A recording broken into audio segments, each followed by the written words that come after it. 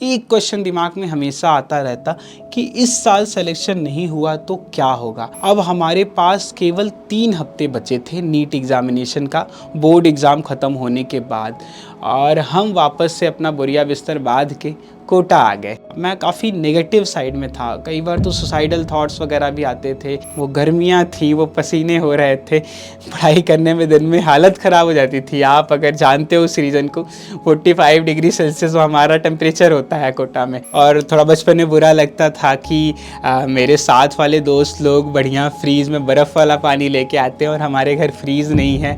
इतने बड़े बड़े क्वेश्चंस देख के ही MSQ वाले डर लग जाता था कि यार ये एग्ज़ाम कैसे निकलेगा, ये तो एकदम बाउंसर ही है यार, ऊपर से जाता है सब कुछ।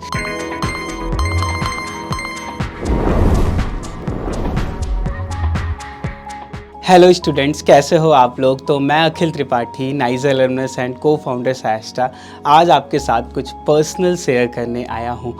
तो 5 मई को अभी नीट का एग्ज़ामिनेशन हुआ। उसके बाद से कॉन्स्टेंटली मुझे मैसेजेस आ रहे हैं यूट्यूब पे, हमारे कमेंट्स में बच्चे बता रहे हैं कि नीट उनका बर्बाद हो गया, नीट में वो फेल कर गए, वो बहुत डिसअपॉइंटेड हैं, कुछ समझ में नहीं आ रहा वो क्या करें।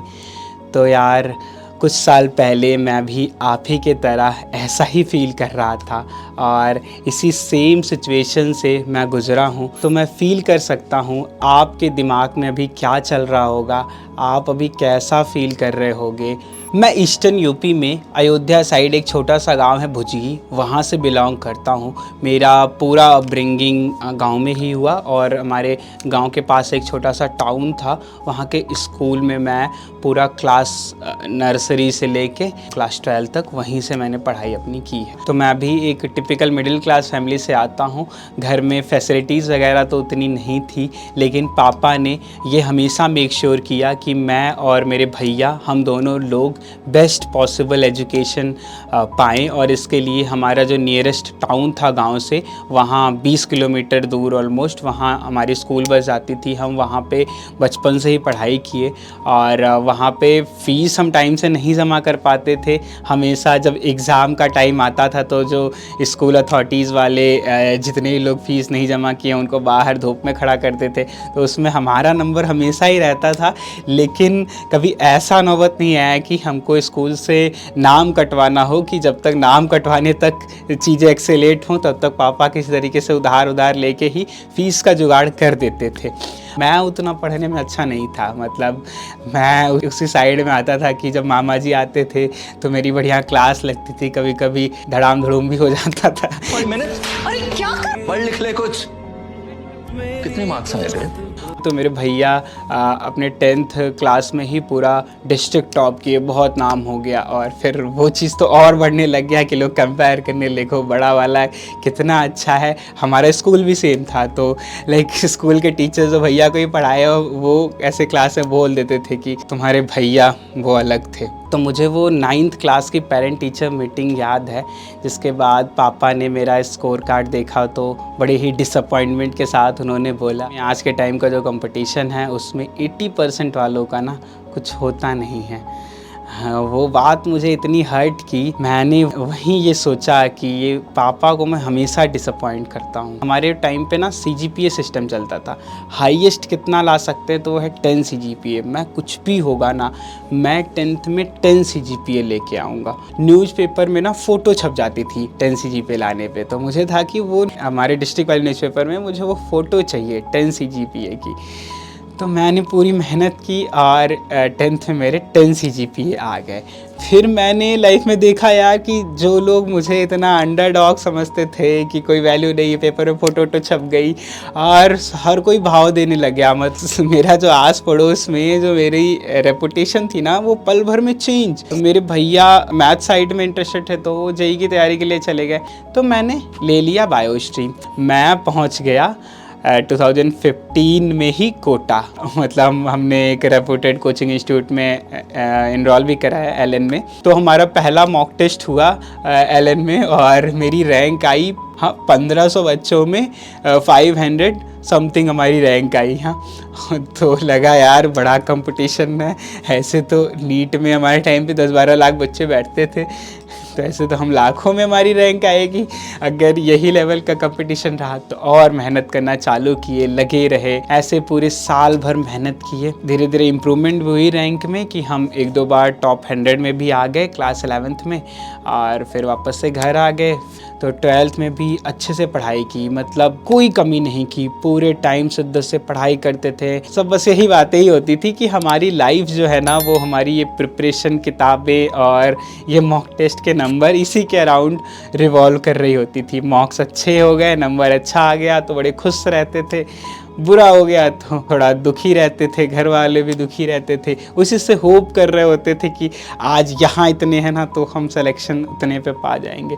हमारे टाइम पे क्या होता था कि 500 नंबर अगर आपके आ गए ना तो तब सिलेक्शन पक्का हो जाता था। तो आज जितनी कट ऑफ्स नहीं जाती थी और पेपर का लेवल भी आज से बेटर था उस टाइम पे। माइलस्टोन था 500 लेते हैं, नीट में सिलेक्शन तो पक्का ही था। और हमने बोर्ड में भी अच्छा किया, लाइक हम अपने बायो डिपार्टमेंट के सेकेंड हाईएस्ट स्कोरर थे। हमारे पेपर में 6 दिन का गैप था, उसमें ही मैंने फिजिकल एजुकेशन एक सब्जेक्ट था उसकी पहली बार किताब उठाई थी और उसमें पढ़ के अच्छे नंबर लेते आए थे 90+। हमारे पास केवल 3 हफ्ते बचे थे नीट एग्जामिनेशन का, बोर्ड एग्ज़ाम ख़त्म होने के बाद, और हम वापस से अपना बोरिया बिस्तर बांध के कोटा आ गए। फिर से गर्मियाँ एकदम पीक पे थी। हमारा सेकंड फ्लोर पे एकदम रूफ टॉप पे एक कमरा था। हमारा कूलर भी नहीं चल रहा होता था तो एकदम पसीने में तर हो जाते थे पढ़ाई करने में। मैं ये लाइफ का 3 हफ्ता ना अपना बेस्ट यूटिलाइज़ करूँगा, मैं इसमें जितना हो सकता है उतने अच्छे से पढ़ाई करूँगा।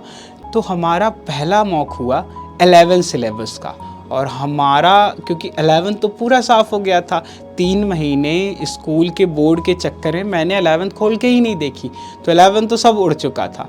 तो हमारे नंबर आए 200 और समथिंग, और अभी हम घर से आए ही थे कोटा बोरिया बिस्तर बांध के, और ऐसा शौक लगा ना कि ये 200 समथिंग में क्या होगा, हमारा तो पूरा ही सब कुछ बर्बाद हो गया। लेकिन मैंने वही डिटरमाइन किया कि एक बार ये पूरे 11th को ना मैं 1 हफ्ते दूंगा और पूरा रिवीजन करूंगा। मैंने 2-2 दिन हर सब्जेक्ट को दिया। समझ ही नहीं रहता था, मुझे कुछ फ़र्क ही नहीं पड़ता था कि चीज़ों में लाइफ में ये प्रॉब्लम है, वो टेंशन है। मुझे बस ये रहता था ये समझना है, ये करना है, वो करना है, और बस क्वेश्चन प्रैक्टिस और रिवीजन, बस मैं यही कर रहा था। और क्या लेवल का मेरा उस समय कंसंट्रेशन था, मैं सही बता रहा हूँ, मैं अपनी लाइफ की बेस्ट पढ़ाई उस मोमेंट में किया हूँगा। और फिर हमारा एक फुल सिलेबस मॉक हुआ, और वो मॉक जो था ना वो पेपर के 1 हफ्ते पहले होने वाला था।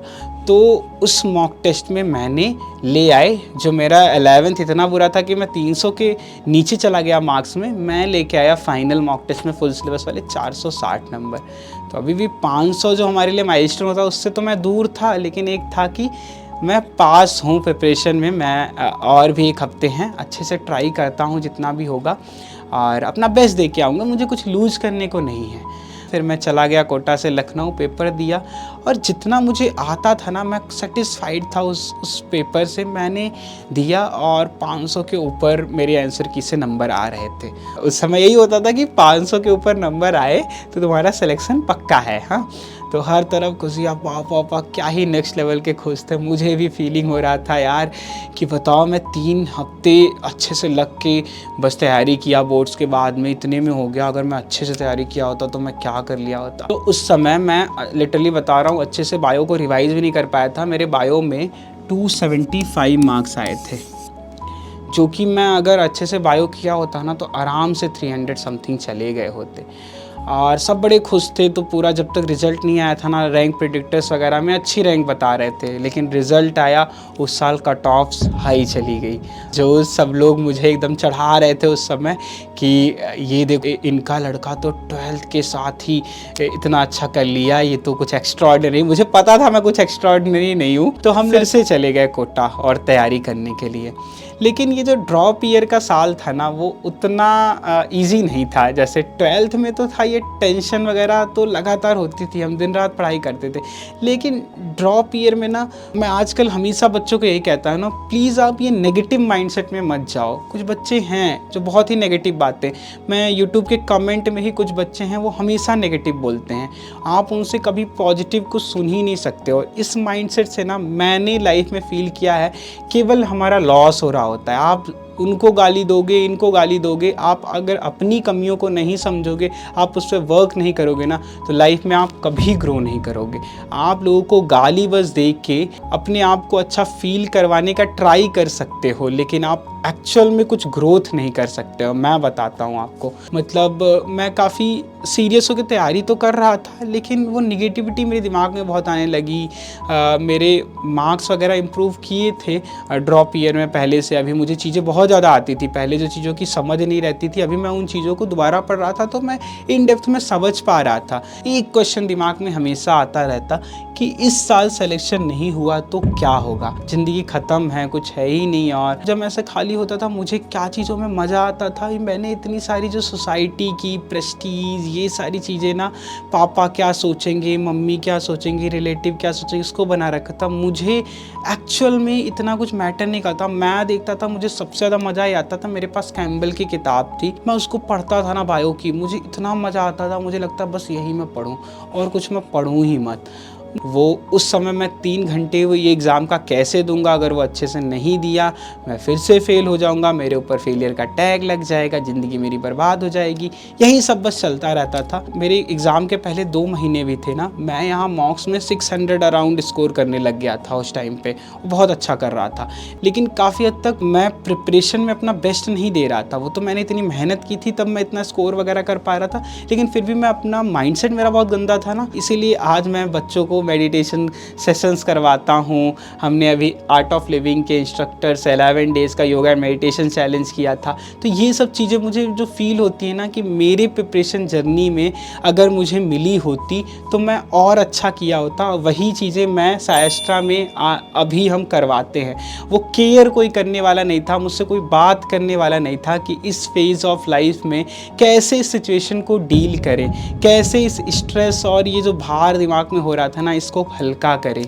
और इसके कारण ये हुआ कि ऑल्दो मेरी प्रिपरेशन का लेवल काफ़ी अच्छा हो गया था, लेकिन मैंने 2018 वाले एग्ज़ाम में बहुत गंदा कर दिया। एग्ज़ाम के पहले बता रहा हूँ, मुझे 2 महीने से नींद नहीं आ रही थी। रात को मैं डेली सोता था कि एग्ज़ाम मेरा सुबह है और मुझे सुबह उठना है, यही दिमाग में बस चला के सोता था, पूरी रात बस जगते रहता था। और फिर मेरी इससे एफिशिएंसी बहुत ख़तरनाक अफेक्ट होती थी। और मैं 2018 के एग्ज़ाम में अपीयर किया और उसके बाद मेरे स्कोर्स नहीं इम्प्रूव किए और ऑलमोस्ट वैसे ही रैंक आई जो 2017 में आई। पूरे 1 साल अपनी लाइफ के देने के बाद भी मेरे स्कोर्स इम्प्रूव नहीं हुए और मैं फिर से नीट में फेल कर गया। जब मैंने 2017 का अटेम्प्ट दिया था तो मुझे और किसी एग्ज़ाम्स के बारे में नहीं पता, लेकिन 2018 में ना कैंटीन का होता था, वहाँ नोटिस बोर्ड होती थी, वहाँ पे मैंने ये एडवर्टीज़मेंट देखा नेक्स्ट एग्ज़ामिनेशन का। देख के लगा कि भाभा एटॉमिक रिसर्च सेंटर में यहाँ से direct as a scientific officer training होती है और केवल 200 सीटें हैं इसमें, तो काफ़ी टफ़ एग्ज़ाम है। मुझे भी मतलब कोई उम्मीद नहीं थी यहाँ सिलेक्शन होने, मेरा तो यही था कि नीट में सिलेक्शन हो जाएगा। तो मैंने MBBS से रिलेटेड ये नेक्स्ट एग्ज़ामिनेशन से कोई भी उम्मीद नहीं थी, हमने बस ऐसे ही फॉर्म भर दिया था। और फिर मैं घर आ गया अपना कोटा से बोरिया बिस्तर बांध के।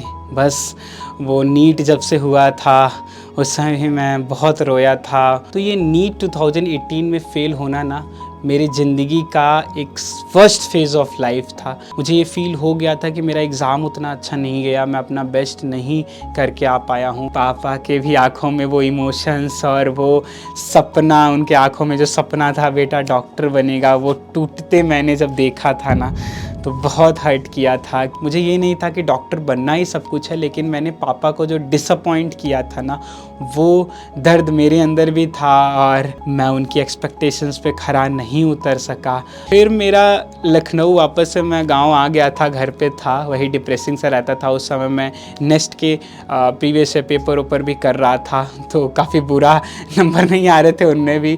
इतने बड़े बड़े क्वेश्चंस देख के ही MSQ वाले डर लग जाता था कि यार ये एग्ज़ाम कैसे निकलेगा, ये तो एकदम बाउंसर ही है यार, ऊपर से जाता है सब। तो मैं जब सुबह उठ के, मॉर्निंग शिफ्ट का मेरा नेक्स्ट का एग्ज़ामिनेशन था, तो जब मैं जा रहा था तो ऐसे बुआ जी ने कहा, अच्छा अखिल 4 लाख तो पापा का बर्बाद ही हो गया ना। मतलब वो बात, मैं एग्ज़ाम देने जा रहा हूँ और वो बात इतनी हर्ट की थी ना कि मैंने अपने पापा के 4 लाख रुपए बर्बाद कर दिए। और बच्चे मैं देख रहा हूँ एग्ज़ाम सेंटर में धीरे धीरे 1-1.5 घंटे बाद सब खाली करने लग गए। मुझे मज़ा आ रहा था क्वेश्चंस को करने में। मैंने खूब अच्छे से पेपर दिया और बहुत अच्छा पेपर गया मेरा। उस साल का सबसे अच्छा ये पेपर गया और वो एक नेक्स्ट लेवल की फीलिंग आई इस पेपर को देख के।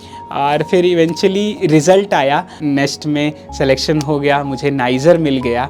और मुझे वो बुआ की बात याद आई कि 4 लाख वेस्ट कर दिया और मुझे यहाँ नाइज़र में 4 लाख रुपए की स्कॉलरशिप मिल रही थी। अब मुझे इतना अच्छा फील हो रहा था कि मैं अपने पापा का और पैसा बर्बाद नहीं करूँगा। हमारी फ़ीस 20,000 से कम थी और 5,000 पर मंथ मिल रहे थे, जो मोर देन सफिशिएंट होते थे अपना महीने का गुजारा करने के लिए। तो मुझे 5 साल नाइज़र में कोई भी पैसे अपने घर से नहीं मांगने पड़े। आइज़र के बारे में तो तभी भी नहीं पता था, बस नाइज़र पता चला था, वो भी वो नोटिस देख के कि नाइज़र का एडमिशन आया है। किसी ने वो नोटिस ना चिपकाई होती तो मे बी मैं नाइज़र पहुंच भी ना पाया होता। और फिर मुझे एक चीज़ ये बुरा लगता है कि ये जो बच्चे पीछे पड़े रहते हैं वो नेगेटिव माइंडसेट लेके कि कंपटीशन बढ़ा रहे हो भैया।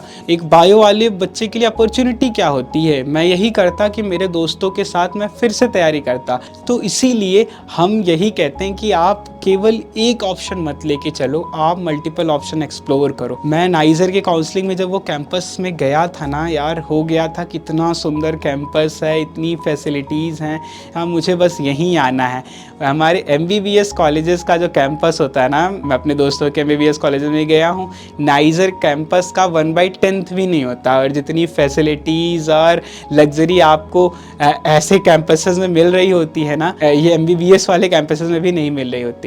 मैं ये नहीं कह रहा हूँ, अगर आपका पैशन मेडिकल जैसे मेरा था, मेरा लाइक ऐसा कोई मेडिकल का पैशन नहीं था। मुझे बायो अच्छी लगती थी और मुझे पता था कि बायो में कुछ अच्छा करना है तो आपको MBBS ही करना होता है, जो कि गलत चीज़ है। और भी चीज़ें हैं, तो मुझे ये चीज़ पता ही नहीं थी, इसीलिए मेरे लिए ये बेस्ट वर्कआउट किया। और मेरे लिए लाइफ का सबसे बढ़िया चीज़ था कि मैं नीट 2018 में फ़ेल किया, 2017 में फ़ेल किया। अगर मैं ये फ़ेल ना किया होता तो मैं नाइज़र में ही नहीं पहुंचा होता और मैं लाइफ में इतनी सारी जो चीज़ें इतनी कम एज में कर पाया, ये कर ही नहीं पाया होता। जब मैं नाइज़र के 3rd ईयर में था, हमारे टीम में IIT Bombay, IISc Bangalore, India के टॉप माइंड्स हमारे साथ काम करते हैं। तो भले हम कभी फेलियर रहे हों, लेकिन हमने भी लाइफ में बहुत सारी चीज़ें की। आज हमारे SciAstra में हमारे साथ IIT मद्रास और डिफरेंट कॉलेजेस के साइंटिस्ट और अब्रॉड में भी MIT, स्टैनफोर्ड, हार्वर्ड तक के लोग हमारे साथ काम कर रहे हैं। जो आप SciAstra का आज विज़न देख रहे हो, हम ये अवेयरनेस क्रिएट करना चाहते हैं और लोगों के प्रिपरेशन में हेल्प तो करना चाहते हैं, हम वो केयर देना चाहते हैं इस प्रिपरेशन जर्नी में। जो आप लोगों को प्रॉब्लम होती है ना, जो मैंने फेस की, विवेक ने फेस की, हम इन प्रॉब्लम्स में हेल्प करना चाहते हैं। जब मैं नेक्स्ट की तैयारी कर रहा था, अगर मुझे आइज़र के बारे में पता रहा होता, उसके मेरे पास रिसोर्सेज रहे होते, तो मैं अपनी एनर्जी नीट में लगाया ही नहीं होता। मुझे तो पता ही नहीं था ना ये एग्जामिनेशंस भी हैं, ये कॉलेजेस भी हैं, नहीं तो मैं उनको भी ट्राई किया होता, अच्छे से किया होता और जितनी मेरी रैंक आई थी मैं उससे अच्छी रैंक लेके आया होता। क्योंकि हमेशा ही आप डेडिकेटेड तैयारी कर रहे हो और आप बस किसी तरीके से कर रहे हो, तो दोनों में डिफरेंस होता है। तो मुझे बताते हुए बहुत खुशी है कि हमने नाइज़र में रहते हुए उड़ीसा के हम बेस्ट स्टूडेंट एंटरप्रेन्योर बने। हम पूरे उड़ीसा में बेस्ट स्टूडेंट स्टार्टअप कहलाए। हम गवर्नमेंट ऑफ इंडिया से टॉप 30 स्टार्टअप्स ऑफ इंडिया में सेलेक्ट हुए लास्ट ईयर ही, जब हम नाइज़र में एज ए स्टूडेंट थे।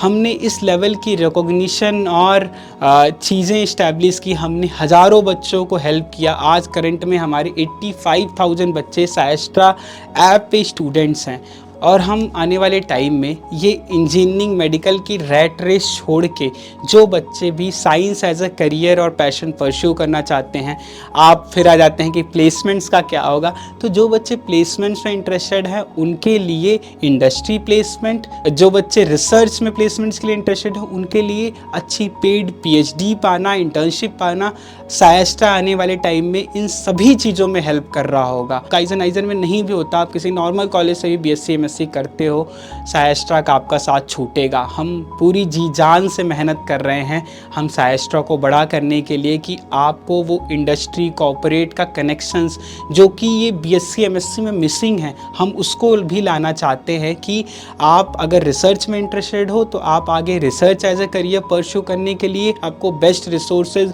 गाइडेंस मिले। और अगर आपको प्लेसमेंट चाहिए, आप IISERs में अभी BS के बाद भी एग्जिट ले सकते हो, आपको 5 साल नहीं कंटिन्यू करना है। जो IISER आपको फैसिलिटीज़ दे रहा होगा वो नेक्स्ट लेवल हैं, तो आप इनका यूज़ कर सकते हो। आप अपनी लाइफ को और बेटर करने के लिए, आप अभी जहाँ हो आपको इससे अच्छे ऑप्शंस मिल रहे होंगे। तो इसी के साथ wish you all the best, और मैं यही कहूँगा कि आप इस अपनी हार से हार मत मानना और बस लगे रहना। मैंने लाइफ में देखा, मैंने कंसिस्टेंट एफर्ट से लाइफ में बहुत कुछ किया है। कभी मैं इन कॉलेज में जा नहीं पाया, मैं यहाँ के लोगों को हायर करता हूँ और अभी वो हमारे साथ मिलके काम कर रहे हैं। तो हम जितनी लिमिटेशन समझते हैं ना अपनी, हम लिमिटलेस हैं, हम बहुत अच्छा कर सकते हैं। आप बस ये पॉजिटिव माइंडसेट बनाए रखो, आप बस प्रोसेस पे काम करो, आप रिज़ल्ट पे ओरिएंटेड मत रहो और ये हार जीत का डर छोड़ के बस प्रोसेस को एंजॉय करो। आप देखिए ज़रूर सक्सेस होगे। आप जब लास्ट ईयर मैं कॉलेज में था, मेरा मास्टर थीसिस चल रहा था, मैं 3-3 बजे रात तक एक्सपेरिमेंट्स कर रहा था। उन एक्सपेरिमेंट्स के बीच में जो 10 मिनट का ब्रेक होता था ना, उस सेंट्रीफ्यूज लगाने के टाइम पे मैं टीम के साथ मीटिंग्स कर रहा था। लास्ट ईयर ही थाउजेंड्स में बच्चे इनरोल थे, मेरी पढ़ाई, मेरा लैब चल रहा था, लेकिन हमने अपना बेस्ट ट्राई किया कि आपके प्रिपरेशन, आपकी पढ़ाई लिखाई में कोई भी इम्पैक्ट ना हो।